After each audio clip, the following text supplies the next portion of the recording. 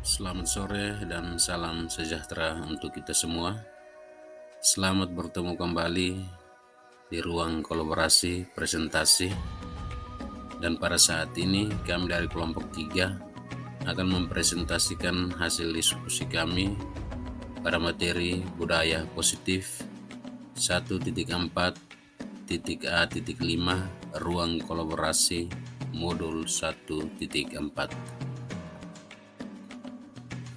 Dan inilah kami dari kelompok 3. Yang pertama dengan saya Nufrianus Abatan, yang kedua Aset Katarina Teduran, yang ketiga Regelinda Sanoa, dan yang keempat Tresia Arik.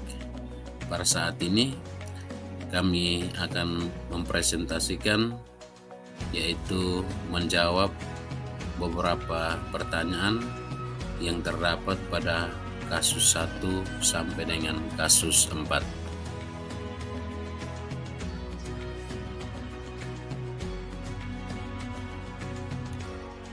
Pertanyaan yang pertama pada kasus yang pertama,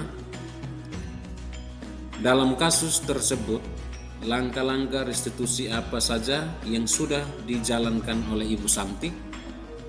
Jawabannya ada 3 langkah restitusi. Yang pertama, menstabilkan identitas. Pada langkah ini, Ibu Santi mengatakan bahwa Ibu mendengar kalian ada permasalahan di kelas dengan Ibu Eni. Apa yang bisa Ibu bantu? Ibu tahu bahwa setiap orang pernah melakukan kesalahan, dan kalian bukan satu-satunya yang pernah melakukan ini. Pada tahapan yang kedua, validasi tindakan yang salah. Saat Ibu Santi berbicara kepada Vivi dan Natalie, kalian pasti merasa senang melakukan hal tersebut dan pasti punya alasan kan melakukan hal tersebut. Pada tahap yang ketiga, menanyakan keyakinan. Ibu Santi menanyakan kepada Vivi dan Natalie, seperti apa keyakinan yang kalian inginkan selama proses pembelajaran? Pertanyaan yang kedua pada kasus yang pertama, menurut Anda, apakah restitusi yang diusulkan Vivi dan Natalie sudah sesuai dengan pelanggaran yang telah dibuat? Dan apakah langkah-langkah restitusi yang telah diusulkan mereka? Jawabannya ada 2 pelanggaran. Pelanggaran yang pertama, tidak hormat pada Ibu Eni atau melanggar keyakinan kelas tentang sikap saling menghormati. Restitusi Vivi dan Natalie sudah sesuai, yaitu mereka berdua minta maaf. Pelanggaran yang kedua, tidak mengerjakan tugas matematika. Restitusi Vivi dan Natalie tidak ada. Kemudian, langkah-langkah restitusi yang dilakukan Vivi dan Natalie, yang pertama itu mereka meminta maaf, yang kedua diskusi kelompok dan mengirimkan email, dan yang ketiga mengusulkan ke kepala sekolah agar Ibu Eni sebagai guru pengganti. Pertanyaan ketiga, dalam kasus tersebut, posisi apakah yang telah diambil oleh Ibu Eni dalam menangani Vivi dan Natalie? Jelaskan jawaban Anda. Jawabannya, posisi yang dilakukan Ibu Eni adalah sebagai teman, di mana Ibu Eni mencoba menyapa Vivi dan Natalie dengan ramah. Dan yang kedua, posisi tersebut Ibu Eni sebagai pembuat merasa bersalah. Hal tersebut dilakukan dengan Ibu Eni menggunakan kalimat memelas atau kalimat yang sedih, seperti ayolah tugas dikerjakan, nanti ibu ditegur bapak kepala sekolah. Tolong bantu ibu. Pertanyaan yang keempat, jika Anda adalah Pak Hasan, bagaimana Anda menyikapi langkah yang ditempuh Ibu Santi? Menurut kelompok kami mendukung dan mengapresiasi sikap Ibu Santi yang sudah tepat. Tetapi harus tetap meminta Vivi dan Natalie untuk mengerjakan tugas matematikanya, bukan hanya meminta maaf kepada Ibu Eni, serta meminta Ibu Santi untuk tetap ikut memantau muridnya di dalam kelas.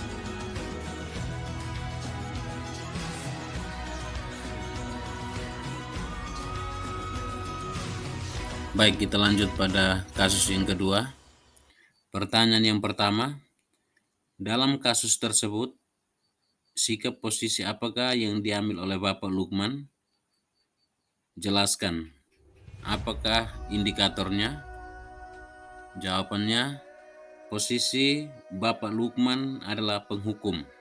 Indikatornya yaitu menggunakan hukuman fisik, dalam hal ini menyita sepatu Sabrina, di mana beliau mengatakan bahwa sekolah memerlukan sistem atau alat yang dapat menekan murid. Bapak Lukman tidak mau tahu. Kamu telah melanggar peraturan sekolah. Copot sepatumu dan silahkan belajar tanpa sepatu seharian. Pertanyaan yang kedua, bila Bapak Lukman mengambil posisi seorang manajer, apa yang akan dilakukannya? Pertanyaan-pertanyaan seperti apakah yang akan diajukan ke Sabrina? Jelaskan. Jawabannya, contoh pertanyaan Bapak Lukman sebagai manajer. Yang pertama, bagaimana aturan sekolah tentang sepatu? Yang kedua, apakah kamu sudah tahu? Yang ketiga, jika kamu sudah tahu, apakah kamu bersedia untuk memperbaikinya? Dan pertanyaan yang keempat, apa rencanamu untuk memperbaiki hal itu? Karena sebagai manajer harus menerapkan disiplin restitusi agar dapat menciptakan lingkungan positif, aman dan nyaman yang dapat menghasilkan murid-murid yang lebih mandiri, merdeka dan bertanggung jawab. Dan juga sebagai manajer harus memahami restitusi melalui tahapan dalam segitiga restitusi sebagai salah satu cara menanamkan disiplin positif pada murid sebagai bagian dari budaya positif di sekolah agar menjadi murid yang merdeka. Pertanyaan yang ketiga, kira-kira bila Anda adalah kepala sekolah di sekolah tersebut, nilai kebajikan apa yang ingin dituju oleh peraturan harus berwarna hitam? Jawabannya, nilai keadilan dan menghindari kesenjangan sosial, yang mana menghindari ketidakadilan sehingga tidak ada pembedaan di antara siswa. Yang kedua, bagaimana Anda menyikapi langkah yang diambil Pak Lukman mengenai kasus tersebut? Langkah yang diambil yaitu mengajak Bapak Lukman berdiskusi empat mata tentang dampak hukumnya ke Sabrina dengan alasan menasihati orang di depan umum sama halnya dengan menghina orang tersebut dan mencari solusi atau alternatif lain yang mendukung disiplin positif atau segitiga restitusi.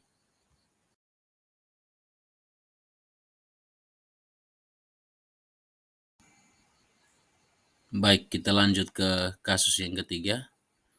Pertanyaan yang pertama, posisi kontrol apa yang diambil oleh Ibu Dani dalam pendekatannya kepada Fajar? Jawabannya, posisi kontrol yang dilakukan oleh Ibu Dani dalam melakukan pendekatan kepada Fajar adalah membuat orang merasa bersalah. Ini terlihat dari perkataan Ibu Dani. Gimana kamu Fajar? Kamu tidak kasihan sama ibu ya? Ibu sudah capek-capek mengajarkan kamu. Tidak kasihan sama ibu? Pertanyaan yang kedua, membaca sikap Fajar, kira-kira kebutuhan apa yang diperlukan oleh Fajar? Jawabannya, kebutuhan yang diperlukan Fajar adalah kebebasan, di mana terlihat dari sikap Fajar ketika Ibu Dani mengajar, yaitu dia tidur-tiduran karena bosan dengan kondisi kelas. Kebutuhannya dipenuhi dengan menunjukkan sikap malas-malasan, tidak mau menjawab, acuh kepada guru, dan memainkan spidolnya.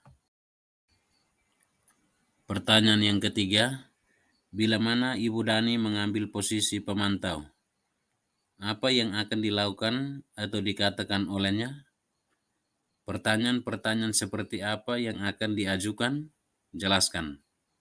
Jawabannya, sebagai seorang yang menjalankan sebagai posisi pemantau, maka yang dilakukan oleh Ibu Dani adalah mengingatkan peraturan dan konsekuensinya dengan menyampaikan pertanyaan-pertanyaan yang akan dikatakan Ibu Dani, yakni, Fajar, kamu ingat dengan peraturan kelas kita? Apa yang telah kamu lakukan tadi? Dan apa konsekuensi dari tindakan yang kamu lakukan tersebut? Pertanyaan yang keempat, apabila Anda adalah kepala sekolah di sekolah Fajar dan mengetahui hal ini, bagaimana tindak lanjut Anda? Jawabannya, posisi di mana kepala sekolah, saya akan berbuat sesuatu bersama dengan murid, mempersilahkan murid mempertanggungjawabkan perilakunya, mendukung murid agar dapat menemukan solusi atas permasalahannya sendiri. Posisi pada saat itu saya sebagai manajer.